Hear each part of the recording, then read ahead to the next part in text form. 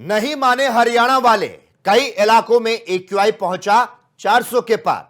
हरियाणा वालों ने देर रात तक तमाम प्रतिबंधों को धुएं में उड़ाते हुए जमकर आतिशबाजी की, जिसकी वजह से आज आसमान में जहरीले धुएं के बादल छाए नजर आए। दिवाली की रात हरियाणा में हवा की गुणवत्ता खतरनाक स्तर पर पहुंच गई। पटाखों पर प्रतिबंध के बावजूद भी कुछ इलाकों में एक्यूआई रीडिंग 500 को पार कर गई। हरियाणा के कुछ क्षेत्रों में एक्यूआई का स्तर खतरनाक हो गया, जिससे खासकर सांस की समस्याओं वाले लोगों के स्वास्थ्य को खतरा हो रहा है। हरियाणा में ठंड की दस्तक के साथ ही आबो हवा जहरीली होने लगी। जैसे जैसे सर्दी का मौसम करीब आ रहा है, वैसे वैसे हवा की गुणवत्ता लगातार घटती जा रही है, जिससे प्रदूषण बढ़ रहा है।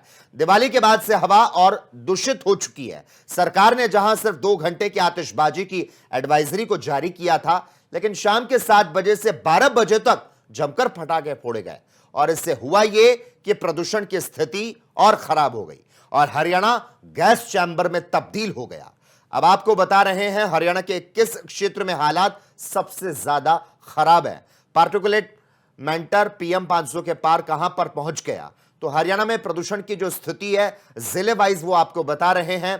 प्रदूषण की स्थिति के बारे में अंबाला, बहादुरगढ़, बल्लभगढ़ में पीएम 2.5, पीएम 10 की स्थिति क्या है वो आप ग्राफिक्स के माध्यम से यहां पर देख सकते हैं। अगर बात अंबाला की जाए तो 500 के पार पहुंच गया पीएम 2.5, बहादुरगढ़ में 376, बल्लभगढ़ में 400।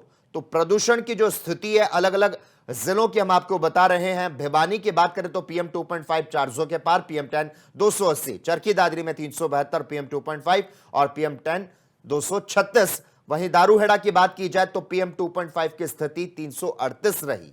अगर बात करें पानीपत की तो इसमें 425 पीएम 2.5, फरीदाबाद में पीएम 2.5 500, फतेहाबाद में 403, गुरुग्राम में 500, सिरसा की बात करें तो 320, सोनीपत की बात करें तो 428 और यमुनानगर की बात की जाए तो 472 पीएम 2.5।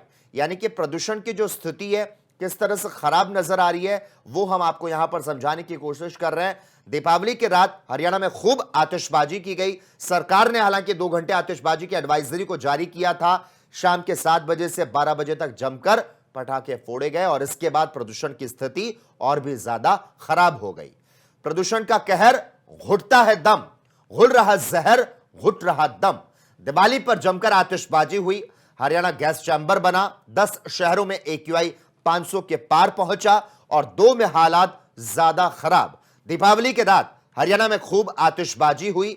सरकार ने जहां 2 घंटे आतिशबाजी की एडवाइजरी को जारी किया था, लेकिन शाम के 7 बजे से 12 बजे तक जमकर पटाखे फोड़े गए। तो हरियाणा में प्रदूषण की स्थिति और भी ज्यादा खराब हो चुकी है। गैस चैम्बर में हरियाणा तब्दील हो चुका है। हिसार और कुरुक्षेत्र में हालात सबसे ज्यादा खराब। तो शाम के 7 बजे से 12 बजे तक खूब पटाखे फोड़े गए और इसके बाद हरियाणा में प्रदूषण की स्थिति और भी ज्यादा खराब हो गई। तो प्रदूषण का जो कहर है उसके चलते दम घुट रहा है और जहर घुल रहा है, दम घुट रहा है। तो हरियाणा में प्रदूषण खतरनाक स्थिति में पहुंच गया, आपको यहां पर बता दें। और इस कहर से दम कहीं ना कहीं घुट रहा है। हरियाणा वाले आखिर नहीं माने और एक्यूआई जो है वो कई जगह पर 500 के पार पहुंच गया। तो हरियाणा में प्रदूषण खतरनाक स्तर पर पहुंच गया। हरियाणा में दीपावली से पहले से ही प्रदूषण की हवा की स्थिति भगड़ गई थी और गुरुग्राम में तो वायु की गुणवत्ता दिवाली से पहले ही एक्यूआई जहां पर 500 तक पहुंच गया था, जिससे सामान्य आदमी भी बीमार हो सकता है। हालात बिगड़ते देख दिल्ली एनसीआर में ग्रैब 2 लागू जिस तरह से कर दिया गया। हरियाणा के 14 जिले एनसीआर में आते हैं, जिसमें फरीदाबाद, गुरुग्राम, नूह, रोहतक, सोनीपत, रेवाड़ी, झज्जर, पानीपत, पलवल, भिवानी, चरखी दादरी, महेंद्रगढ़, जींद और करनाल शामिल है। लगातार बढ़ते प्रदूषण के बाद अब आपको बता रहे हैं एक्यूआई का मतलब क्या है, यानी कि आप कितने खतरे की जद में हैं। किस ग्रैप लेवल पर क्या होती है पाबंदियां वो आपको बता रहे हैं। ग्रैप 1 की पाबंदियां की बात करें तो निर्माण और तोड़फोड़ साइट पर धूल कम करने के लिए सभी उपायों का ख्याल रखना होता है। और अगर बात करें ग्रैप 1 में तो 500 स्क्वायर मीटर से ज्यादा के कंस्ट्रक्शन वर्क के लिए रजिस्ट्रेशन जरूरी होता है। खुले में मलबा नहीं डालने की बात आती है सामने, खुले में मलबा नहीं डालने की कहा जाता है। और साथ ही डंपिंग साइट्स पर आग रोकने के जो प्रयास हैं वो भी किए जाते हैं। ट्रकों को पेरिफेरल एक्सप्रेसवे से दिल्ली के बाहर डाइवर्ट किया जाता है। कोयले लकड़ी के इस्तेमाल पर रोक लगा दी जाती है। कोयले लकड़ी के इस्तेमाल पर रोक लगा दी जाती है। तो हरियाणा गैस चैम्बर में जहां पर तब्दील हो चुका है।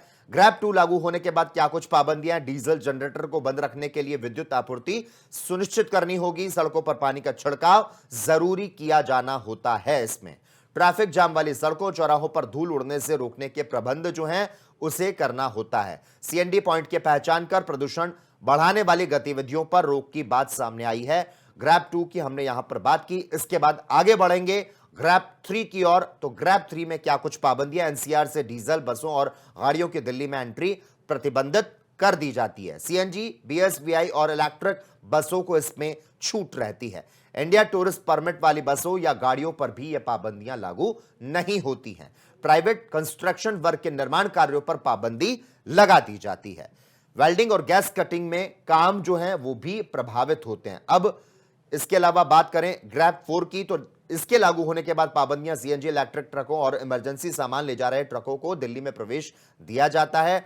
और साथ ही हम आपको बता दें, छोटे कमर्शियल व्हीकल को दिल्ली में प्रवेश की अनुमति नहीं दी जाती है। राजमार्ग, सड़क, फ्लाईओवर, ओवरब्रिज, पाइपलाइन आदि पब्लिक प्रोजेक्ट वाले जो बातें हैं वो भी सामने आई है। स्कूलों में छुट्टी इसमें कर दी जाती है और ऑनलाइन पढ़ाई की जाती है। साथ ही दफ्तरों में वर्क फ्रॉम होम को बढ़ावा दिया जाता है। तो यानी कि किस लेवल पर, किस ग्रैब लेवल पर क्या पाबंदियां लागू होती हैं वो हम आपको यहां पर समझा रहे हैं। ग्रैब 1 की हमने बात की, ग्रैब 2 की बात की, ग्रैब 3 और ग्रैब 4 लागू होने के बाद क्या कुछ पाबंदियां रहेगी वो हमने आपको यहां पर समझाया।